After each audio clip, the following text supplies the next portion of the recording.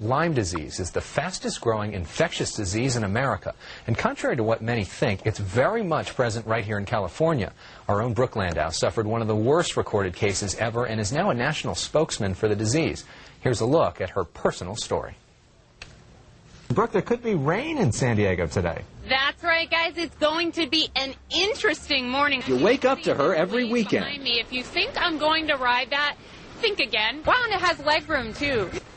The always smiling weathercaster Brooke Landau. All right, Alex, finally, no more teasing. But beneath the bubbly exterior lies years of personal pain. 14 years ago, Brooke's life changed in an instant. And all of a sudden, I went to bed absolutely fine one night, and I woke up paralyzed from the waist down and couldn't move my head from the neck up, and had no idea what had happened to me. 1 year before, she had been bitten by a tick. You know, you get ticks, you pull them off, you don't necessarily think anything of it, so I took it off and that was that. And I was perfectly fine for years. She thought she had Lyme disease, which can be treated within weeks if you catch it early, but she had no proof. The test, that simple blood test for diagnosing Lyme disease, is inaccurate 60% of the time.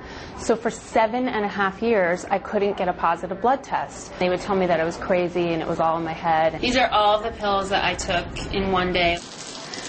Over 40-something pills a day. I lost hearing in my left ear. I started losing my sight, lost my short-term memory. I developed spinal meningitis, gallstones, colitis, heart arrhythmia, palpitations. My hair started falling out. At one point, she almost lost hope. I remember lying on the gurney, going into the operating room and saying to my mother, I would be okay if I just didn't wake up this time. Eventually, one doctor believed Brooke had Lyme, and she became his research study for an experimental treatment. She was sent in and out of hyperbaric chambers for a month. It really is like lying in a glass-enclosed coffin, and it's scary. Brooke's condition improved, but her doctor had his license suspended because Brooke technically still didn't have Lyme. With the Lyme test inaccurate 60% of the time, insurance companies often will not pay for treatment, meaning doctors have to make up the difference. Dr. Therese Yang's clinic in Santee is the only Lyme specialty office in San Diego. Her wait list, 300 people long. We definitely have people that have never left California, never left San Diego, and they have CDC positive Lyme. Her advice: if you're bitten by a tick, be careful. A tweezer that you get in and you grab the whole tick, especially the head. If pain persists, see a specialist.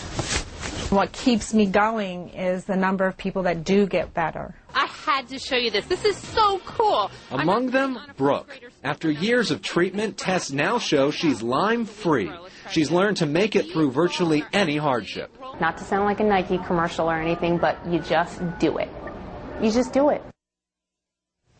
Now, the doctor we profiled there, Dr. Yang, she works for free in order to meet the demand. And if you're interested in donating to her, and we encourage you to, or finding out more information about Lyme disease, you can go to our website. That's sandiego6.com. Brooke's story is right on our front page, and we're joined live by Brooke now. And first question is, how are you feeling now? I'm doing so much better than I've been doing even just in the last several years, but it's still a daily challenge. And you've become a national spokesman. Talk about thousands of people that you hear from every day. How can people get in contact with you if they want more information? Yeah, everybody thinks that this is just an East Coast disease because it is a little more prevalent on the East Coast, but there are thousands of people here in Southern California who have it. Just the other day, I got an email here at the station from someone in Oceanside who's very sick with Lyme disease. So there are a lot of people here who need help, and they can contact me at the station. And there's also a big political controversy around this. Your doctor ended up getting his license back, but several other people enduring legal challenges right now. We're going to hear more about that coming up? Yeah, absolutely. With the tests for Lyme disease being inaccurate 60% of the time, if a doctor then treats you, they can be brought up on charges for fraudulent billing. So it's really a tricky situation. And so the most important thing people from any disease can learn from your struggle?